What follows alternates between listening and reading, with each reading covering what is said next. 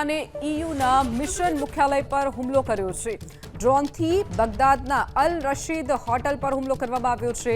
બગદાદની અલ રશીદ હોટલમાં જે Europe mission મુખ્યાલય આવેલું છે, હોટલના ઉપરના માળેથી ડ્રોન અથડાયું હતું અને ત્યારબાદ પ્રચંડ વિસ્ફોટ થઈ આગ લાગવાની પણ ઘટના બની હતી। ધુમાડાના ગોટે ગોટા ઉડતા પણ નજરે પડી રહ્યા છે।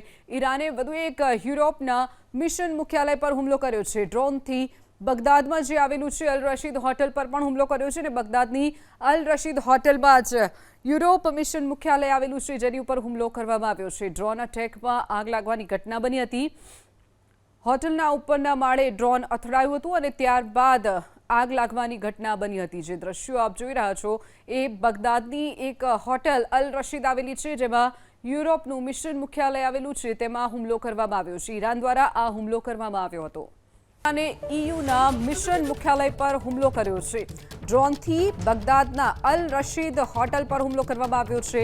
બગદાદની અલ રશીદ હોટલમાં જે યુરોપ મિશન મુખ્યાલય આવેલું છે, હોટલના ઉપરના માળેથી ડ્રોન અથડાયું હતું।